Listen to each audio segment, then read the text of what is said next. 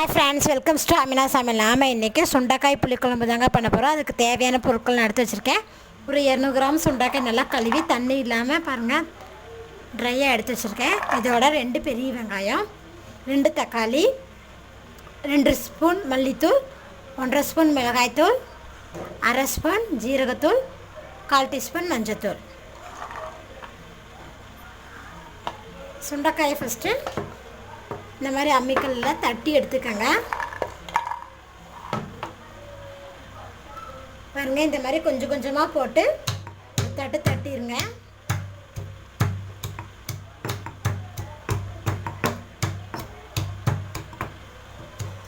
பாருங்கள், இந்த மாதிரி ஒரு தட்டினா போதும்.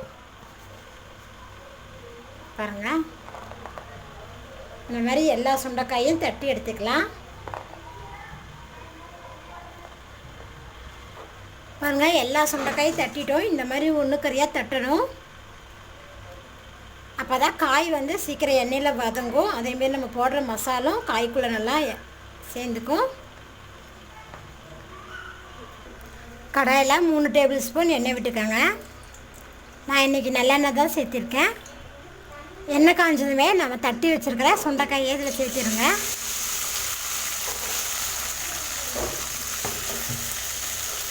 சுண்டைக்காயை தட்டினதுமே எண்ணெயில் வதக்கிடணும், இல்லைன்னா கருப்பாயிரும்.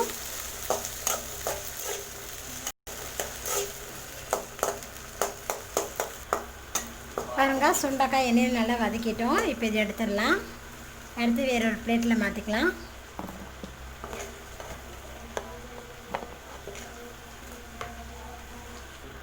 அதே எண்ணெயிலேயே நம்ம கட் பண்ணி வச்சுருக்கிற பெரிய வெங்காயம் 2 சேர்த்திக்கோங்க. நம்ம சுண்டைக்காயோடு போடும்போது வெங்காயம் சீக்கிரம் வதங்காது. அதனால தான் சுண்டைக்காய் தனியாக எண்ணெயில் வதக்கி எடுத்துருக்கோம்.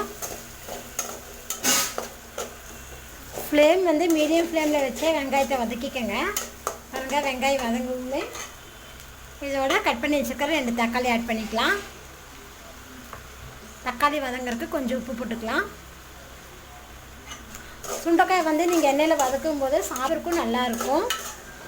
இந்த கசப்பு தன்மையும் கொஞ்சம் குறைவாக தான் இருக்கும்.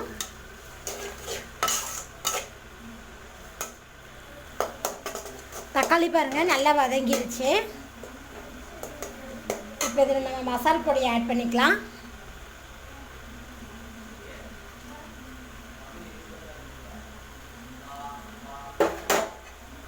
மசால் தூள்லாம் போட்டதுமே நல்லா மிக்ஸ் பண்ணி விடுங்க. மசால் தூளாக போட்டு நல்லா மிக்ஸ் பண்ணுவேன். நம்ம எண்ணெயில் வதக்கி வச்சுருக்கிற சுண்டைக்காயை இதில் சேர்த்திக்கோங்க. சேர்த்து நல்லா மிக்ஸ் பண்ணி விடுங்க.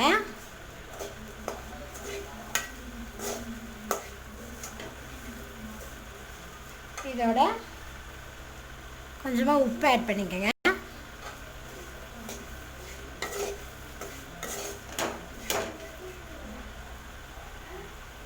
இதில் நம்ம 1 கப் புளிக்கரைசல் சேர்த்திக்கோங்க.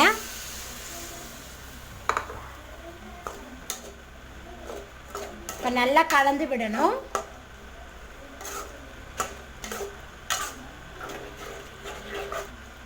மசாலாவோட நல்லா சுண்டைக்காயை நல்லா மிக்ஸ் பண்ணி விட்டாச்சு. பாருங்கள், சுண்டைக்காய் நீங்கள் இந்த மாதிரி காம்போடு போடும்போது தான் சாப்பிட்றதுக்கு நல்லாயிருக்கும். இப்போ இதில் குழம்புக்கு தேவையான அளவு தண்ணி ஊற்றிக்கலாம்.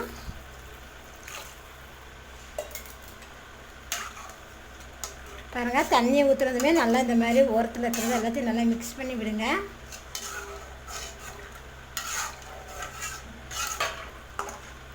நல்லா மிக்ஸ் பண்ணி விட்டுருந்தேன். ஒரு மூடி போட்டு ஒரு 5 நிமிஷம் நல்லா குக் ஆகட்டும். அப்போ தான் இந்த மசால் வாடையெல்லாம் போயிடும். மசாலெல்லாம் சுண்டைக்காயில் நல்லா பிடிச்சிரும். பாருங்கள், 5 நிமிஷம் ஆயிடுச்சு. இப்போ மூடி ஓப்பன் பண்ணி பார்க்கலாம். பாருங்கள், குழம்பு நல்லா கொதிச்சுட்ருக்கு. மசால் வாடையெல்லாம் போயிடுச்சு. காய் பாருங்கள் வெந்திருக்கு நல்லா. இப்போ இதில் நம்ம 1/2 கப் தேங்காய் விழுது சேர்த்திக்கலாம். உங்களுக்கு இதில் தேங்காய் விழுது வேண்டாம்னா இது ஆப்ஷன் தான். தேங்காய் விழுது சேர்த்து நல்லா மிக்ஸ் பண்ணி விடுங்க.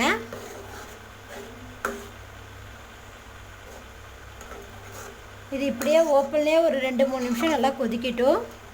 அப்போ தான் இந்த தேங்காயோட பச்சை வாடை போகும். உப்பு பத்தலை, ஸோ உப்பு கொஞ்சமாக அதில் ஆட் பண்ணிக்கிறேன். உப்பு போட்டது நல்லா கலந்து விட்டுடணும்.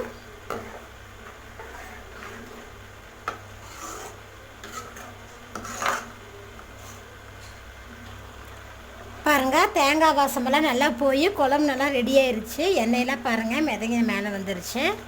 காயும் நல்லா வெந்துருச்சு பாருங்கள். இப்போ நம்ம குழம்ப தாளிச்சிடலாம். தாளிக்கிற கடாயில் ஒரு 2 டேபிள் ஸ்பூன் எண்ணெய் விட்டுக்கோங்க.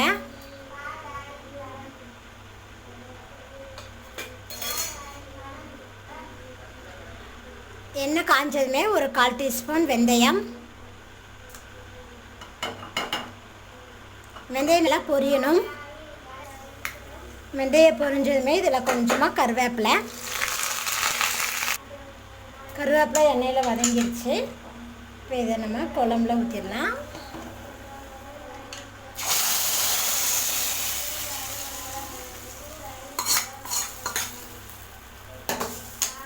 பாருங்க, நம்மளோட ருசியான சுண்டைக்காய் குழம்பு ரெடியாகிருச்சு. சுண்டைக்காய் நம்ம உடம்புக்கு ரொம்ப நல்லதுங்க. இது கொழுப்பு கரைக்கும். இரும்புச்சத்து இதில் அதிகமாக இருக்குது. உடம்புல இருக்கிற கிருமிகளை அழிக்கக்கூடிய சக்தி இந்த சுண்டைக்காயில் இருக்குது. வாரத்தில் ஒரு டைம் இந்த மாதிரி சுண்டைக்காய் குழம்பு வச்சு சாப்பிடுங்க. ஹெல்த்துக்கு ரொம்ப நல்லது. இந்த வீடியோ பிடிச்சிருந்ததுன்னா லைக் பண்ணுங்கள், உங்கள் ஃப்ரெண்ட்ஸுக்கு ஷேர் பண்ணுங்கள். ஆமினா சமையலை சப்ஸ்கிரைப் பண்ணுங்கள். நன்றி.